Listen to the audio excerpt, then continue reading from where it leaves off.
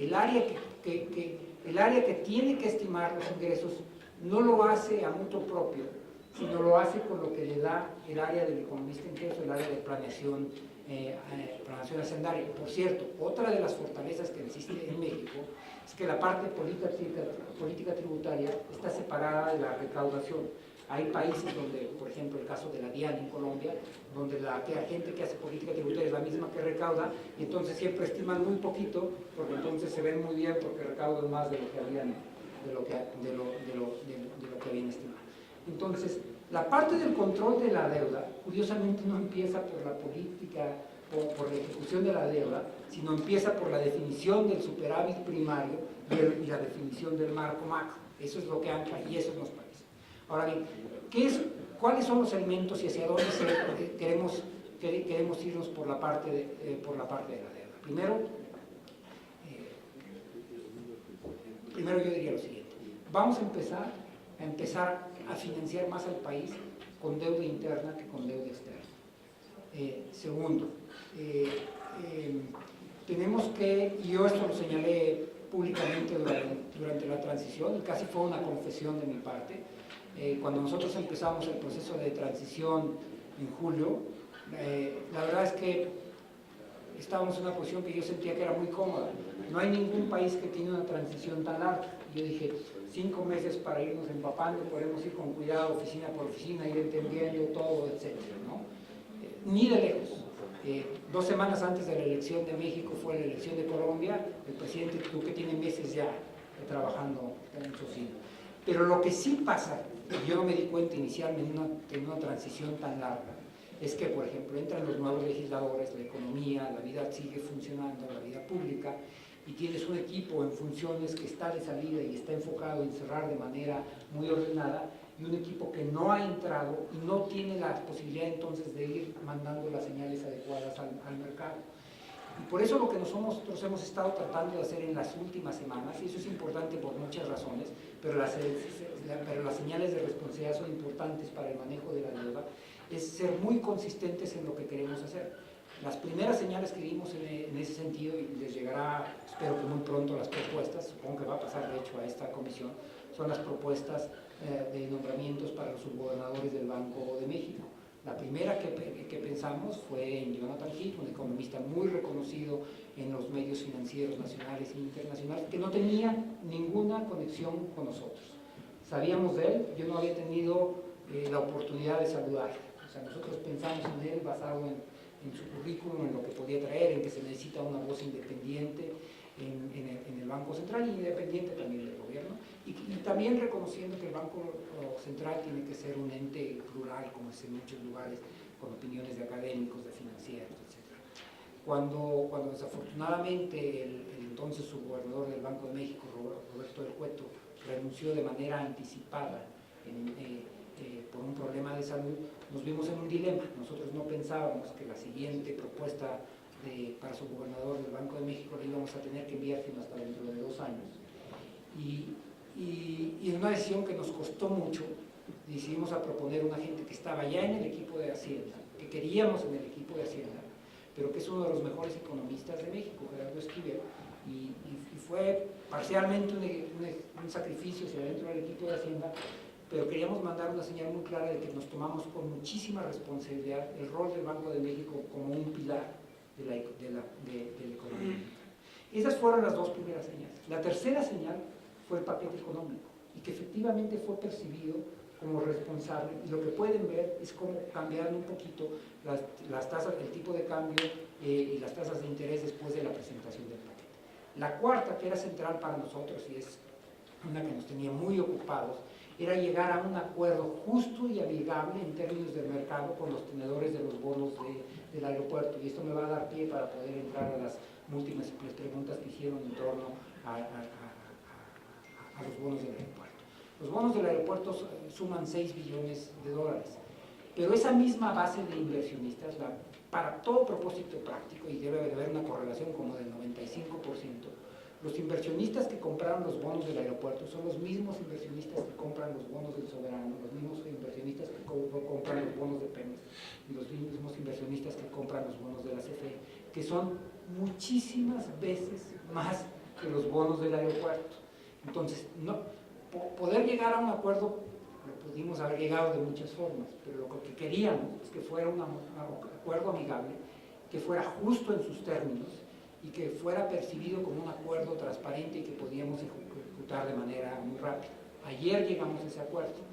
Más del 70% de los tenedores del bono dieron el consentimiento para cambiar las cláusulas del bono, lo cual quiere decir que fue bien percibido. La liquidación de los bonos, los 1.800 millones de dólares, se va a dar mañana, ¿no? Entonces, esa es otra de las señales que hay.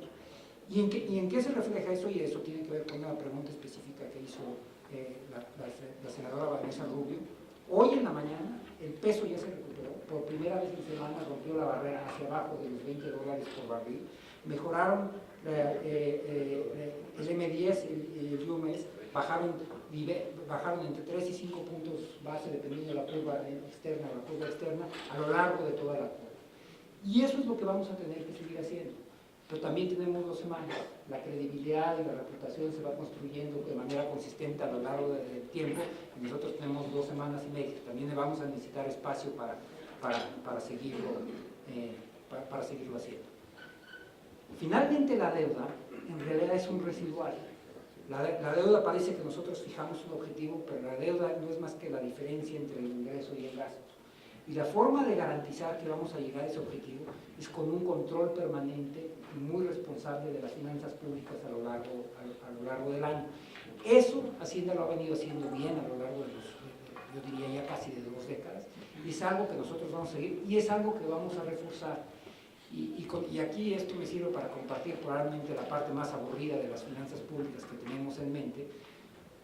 Nuestro país, junto con Haití, es un club al que tal vez en el que no deberíamos estar, son los únicos 2 países de la región que no tienen un sistema integrado de administración financiera.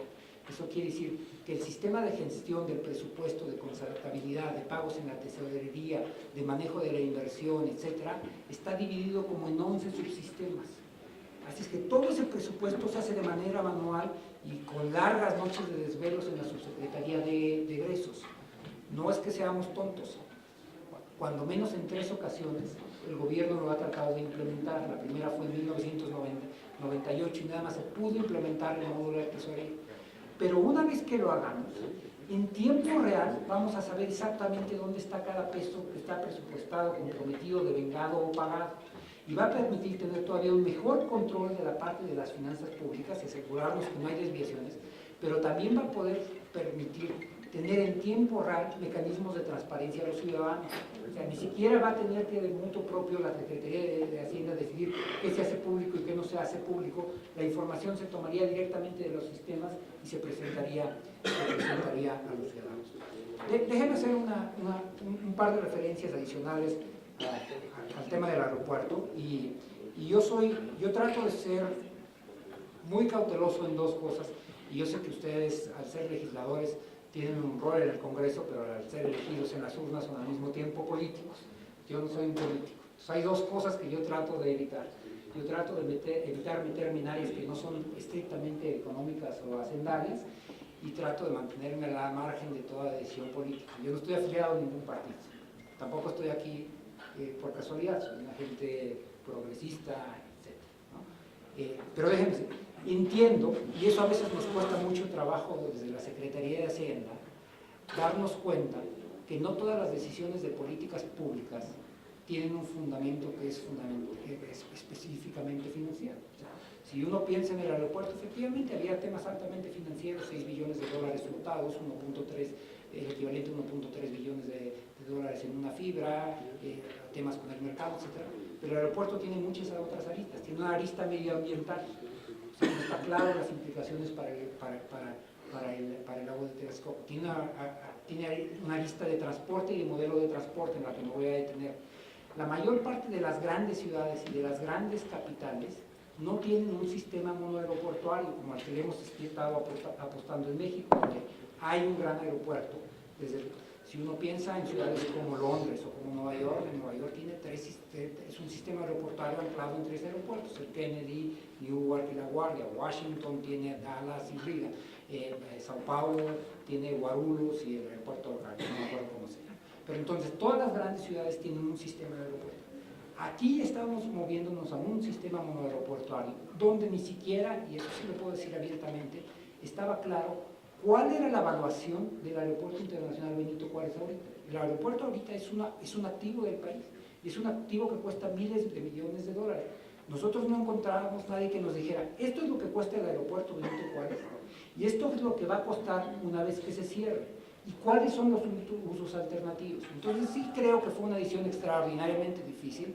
A mí me ha quitado el sueño a lo largo de semanas, pero también entiendo que no es una decisión que fue estrictamente nada más por un tema financiero, y lo que a mí me corresponde es tratar de arreglar la parte financiera, y creo que ahí vamos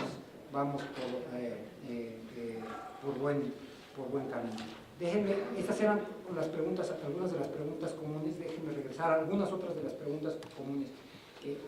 La pregunta que tenía que ver, más de uno de ustedes hizo preguntas con respecto al IEPS y el precio de la gasolina. Y aquí nuevamente una deformación profesional.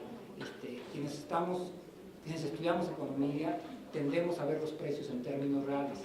Cuando nosotros decimos que el precio de la gasolina va a quedar constante en términos reales, o sea, para mí no está subiendo ni está bajando. Claro, si la inflación sube, el precio nominal va a subir, y si la inflación llegara a bajar, como llegó a pasar en Estados Unidos en el 2008, puede bajar. Pero el precio va a quedar constante en términos reales, y el IEPS es la variable que sirve de ajuste, para ello.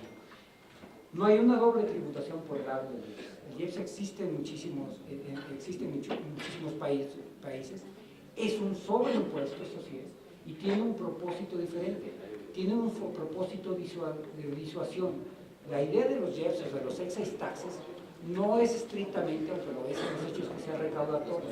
La idea es exactamente encarecer el precio del tabaco, encarecer el precio del alcohol, para que la gente consuma menos.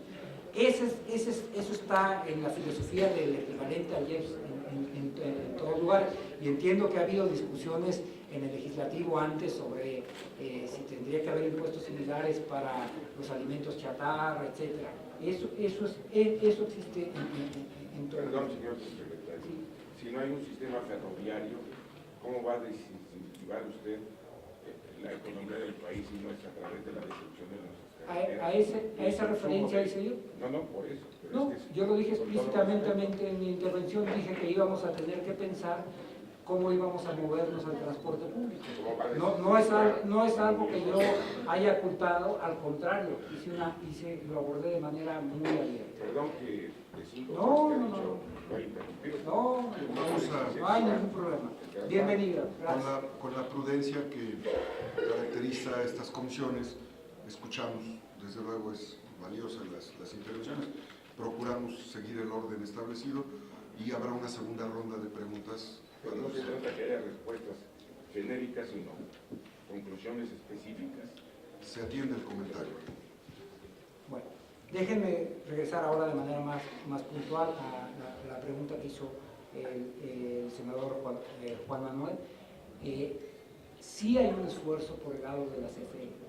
Déjenme decirles estrictamente, los subsidios a la CFE son de 75,000 millones de pesos. Y de hecho, la tarifa eléctrica no había sido actualizada hasta ahora, la tarifa residencial, en los últimos 3 años, tal vez